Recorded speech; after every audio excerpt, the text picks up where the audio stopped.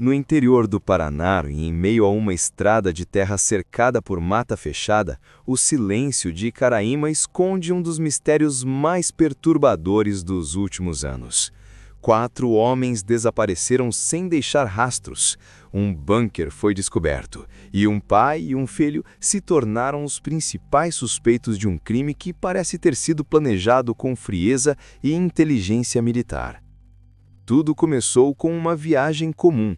4 amigos, trabalhadores rurais, que saíram em uma caminhonete para entregar gado. Nenhum deles voltou. Quando as famílias perceberam que algo estava errado, já era tarde demais. O sinal de todos os celulares havia sumido ao mesmo tempo, como se alguém tivesse calculado cada passo deles. Dias depois, a polícia encontrou o veículo, abandonado, trancado por dentro, sem sinais de luta. Mas o que estava dentro era apenas o começo de algo muito mais sombrio.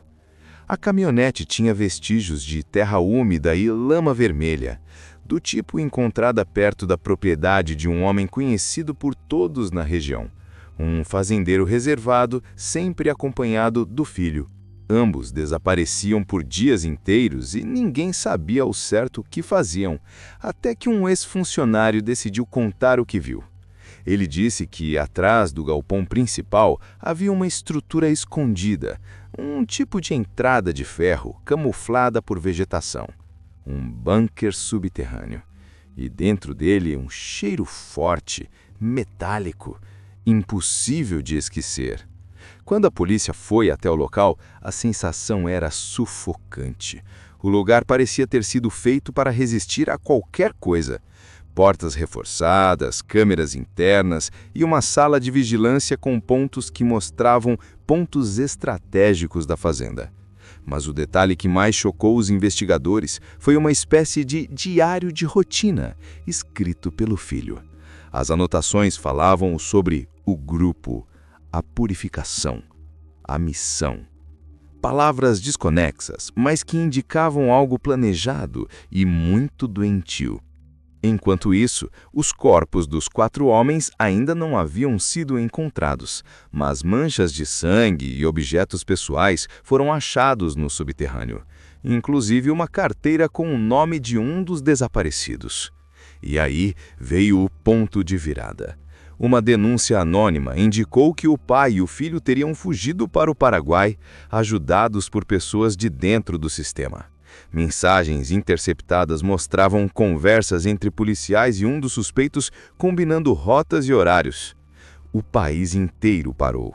Como assim? Policiais ajudando assassinos a escapar? As investigações se tornaram um campo minado. Testemunhas começaram a sumir, um delegado foi afastado e o medo tomou conta da cidade. Ninguém mais queria falar sobre o caso Icaraíma.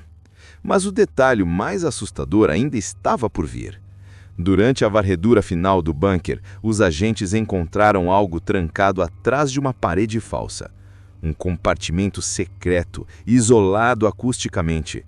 Lá dentro havia ferramentas, câmeras de gravação e uma bandeira rasgada do Brasil presa na parede.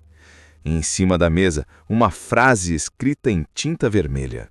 Eles nunca entenderam o propósito. A partir dali, o caso deixou de ser apenas um desaparecimento. Tornou-se uma ferida aberta na consciência de uma cidade inteira. O bunker foi demolido, a fazenda abandonada, mas até hoje moradores dizem ouvir vozes vindo da área à noite, como se o passado ainda tentasse gritar por justiça. E o mais inquietante? Nem o pai nem o filho foram oficialmente encontrados. Há rumores de que vivem sob novas identidades. Outros dizem que foram mortos para que a verdade nunca viesse à tona. Mas em Icaraíma, todo mundo sabe que silêncio, às vezes, é a forma mais covarde de cumplicidade. O caso nunca teve um desfecho oficial, mas deixou uma pergunta que ecoa até hoje. Quando o mal se esconde dentro da própria lei, quem realmente está seguro? Talvez o verdadeiro bunker não seja de concreto. Talvez ele esteja dentro das pessoas, guardando segredos que o tempo nunca vai enterrar. E você? O que acha que aconteceu com os 4 homens desaparecidos? Foram enterrados ali mesmo? Sob aquele chão frio? Ou o bunker ainda esconde algo que ninguém teve coragem de abrir? Deixe seu comentário, compartilhe este vídeo e se inscreva no canal, porque ainda existem histórias que o mundo tenta esconder, mas que nós vamos revelar uma por uma. Nos vemos no próximo caso. A partir daqui, tudo passou a se mover nos bastidores. A polícia, silenciosa, rastreava cada passo da mulher de Paulo Ricardo. Ela se tornou o elo vivo entre o passado e o presente de uma tragédia que parou o Paraná.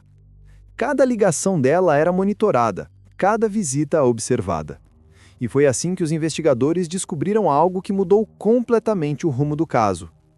Durante o depoimento, ela revelou que, dias antes de desaparecer, Paulo Ricardo havia mencionado um lugar seguro, frio e escondido.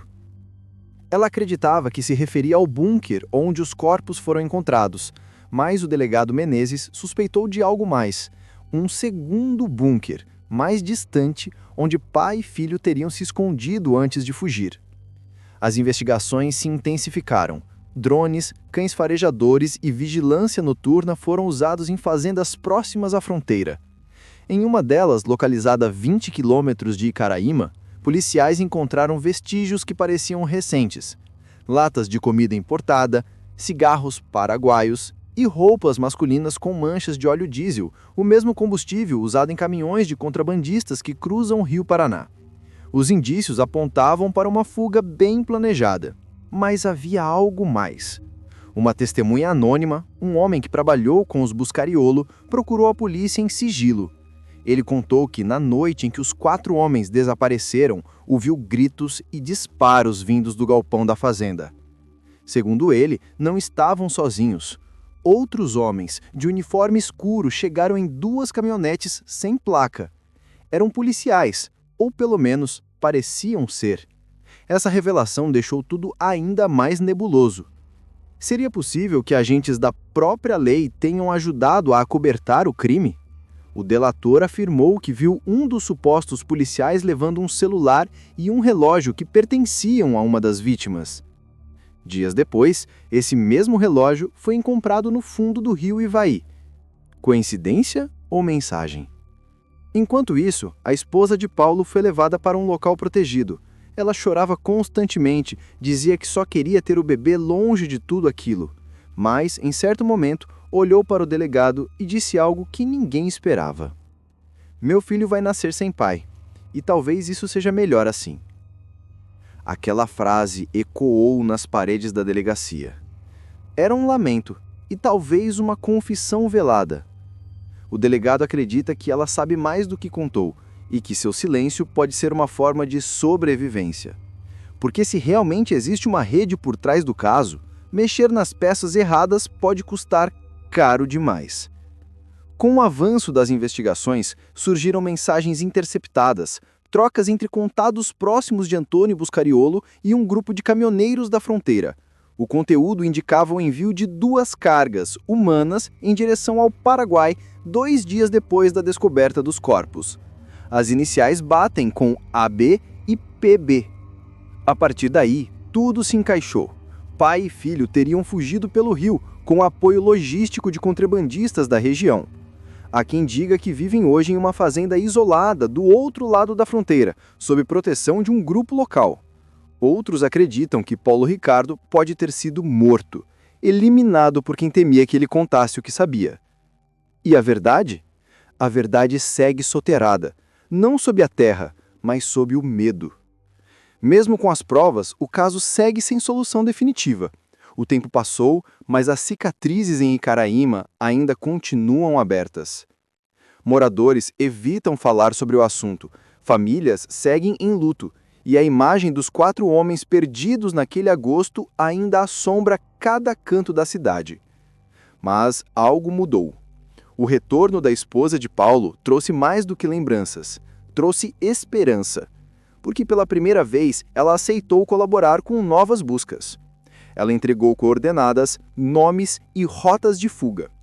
E, segundo fontes próximas à Polícia Federal, novas prisões podem acontecer a qualquer momento. No fim, Icaraíma se tornou mais do que um caso policial. Se tornou um espelho da impunidade, da dor e da coragem de quem ainda espera justiça. 4 homens foram calados, mas suas histórias continuam gritando nas paredes da memória de um país inteiro. E talvez quando o bebê dela nascer, ele traga consigo o peso de uma história que não acabou. Um herdeiro do silêncio.